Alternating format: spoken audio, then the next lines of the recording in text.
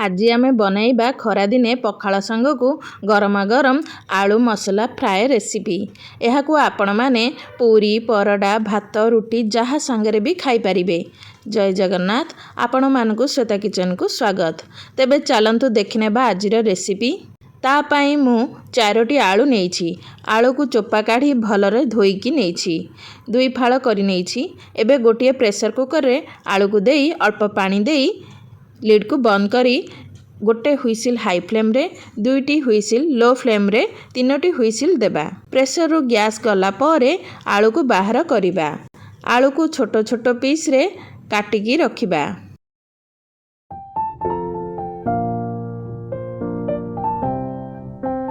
देखंतु एही परी साइज रो करिबा। सेही परी पियाज को मध्य बड़ साइज रो काटिबा।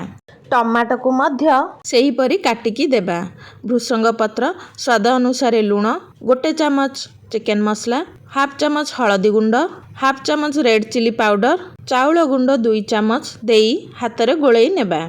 तापर नेक्स्ट प्रोसेस को जिबा। टावा गरम करिबा। सेथिरे 2 रु 3 चामच ऑयल नेबा। ऑयल गरम हैला परे आलू मिक्स को देबा।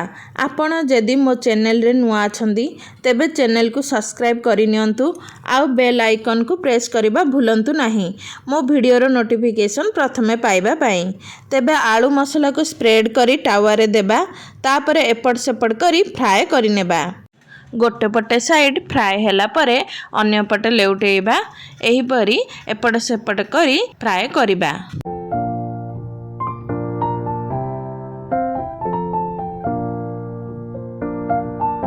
आपनको जदि एही रेसिपीटी भल लागुछि तेबे लाइक शेयर तो निश्चय करिवे। एही परी थरे घरे बनाई खांतु। किपरि लागिला आपणको अनुभव मो सह शेयर करंतु कमेंट सेक्शन रे। एबे आलू मसला टावा फ्राए प्रस्तुत होई सारिछि।